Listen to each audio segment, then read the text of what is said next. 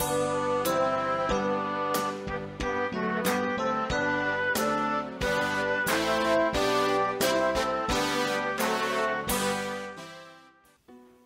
saudaraku, selamat pagi. Semoga kita semua dalam keadaan sehat dan penuh sukacita dalam Tuhan. Marilah kita menggunakan waktu sejenak untuk berdoa, membaca dan merenungkan firman Tuhan sebagai sumber kekuatan, inspirasi dan motivasi bagi kita hari ini, Sabtu 11 September 2021. Sebelumnya, mari kita berdoa. Bapa di surga, kami bersyukur atas hari yang indah ini, hari yang penuh harapan. Kami akan merenungkan firman-Mu.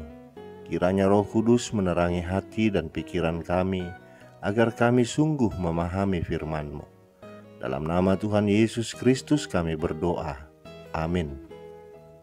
Firman Tuhan yang menyapa kita di pagi ini, Galatia 6 ayat 1. Saudara-saudara, kalaupun seorang kedapatan melakukan suatu pelanggaran, maka kamu yang rohani harus memimpin orang itu ke jalan yang benar dalam roh lemah lembut, sambil menjaga dirimu sendiri, supaya kamu juga jangan kena pencobaan.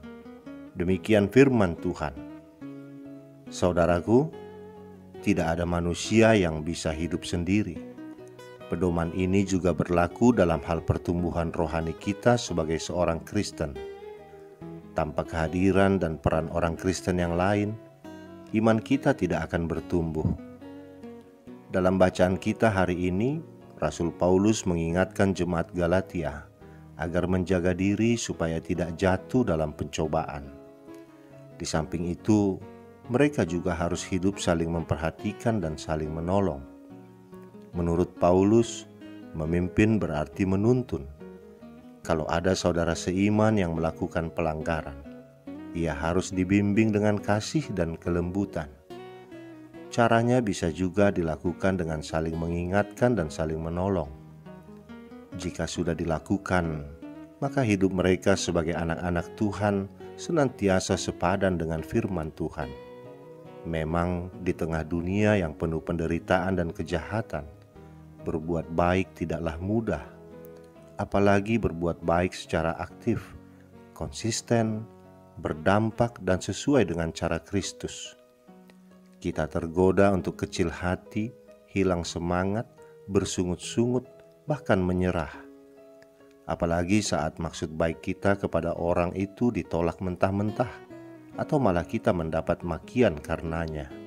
Tapi menjadi Kristen bukanlah sekedar menikmati kebaikan Tuhan atau menyandang status anak Tuhan saja. Menjadi Kristen berarti hidup produktif untuk Tuhan melalui perbuatan baik yang nyata. Saudaraku, di sebuah peternakan, seorang pemuda berjumpa dengan seorang peternak yang menyusuri jalan sambil membawa seekor domba yang berukuran tanggung.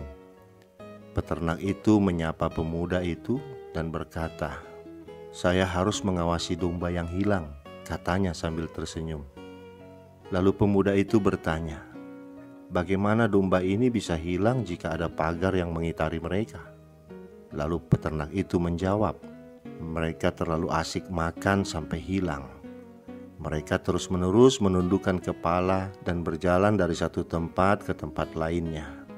Kadang mereka harus masuk ke dalam lubang pagar, tetapi mereka tidak menemukan lubang untuk kembali." Perumpamaan ini terulang dalam kehidupan kita. Kita terus-menerus makan sampai hilang. Kita terus-menerus bekerja sampai hilang. Kita memasukkan kepala kita ke lubang. Kita tidak bisa menemukan jalan kembali. Syukur kepada Sang Gembala Agung yang selalu datang untuk mencari dan menyelamatkan yang hilang. Tugas menjadi gembala yang baik juga telah diserahkan Tuhan kepada setiap orang percaya. Dalam hidup ini, kemungkinan berbuat salah terbuka bagi setiap orang. Tugas kita bukan menghakimi, mengkritik, menggosipkan dan menjelekkan, tetapi menolongnya. Menolong orang yang jatuh adalah gaya hidup orang yang rohani. Orang rohani harus memimpin orang yang jatuh. Maksudnya membuat mereka kembali ke dalam keadaan yang baik. Pada saat yang bersamaan, kita diingatkan agar tetap waspada terhadap berbagai kemungkinan jebakan dosa. Sikap demikian harus kita lakukan di tengah-tengah keluarga kita dan juga di dalam hidup bersama dengan saudara seiman. Kita harus saling memperhatikan, saling menegur, saling mengingatkan, dan saling menolong dalam menanggung beban.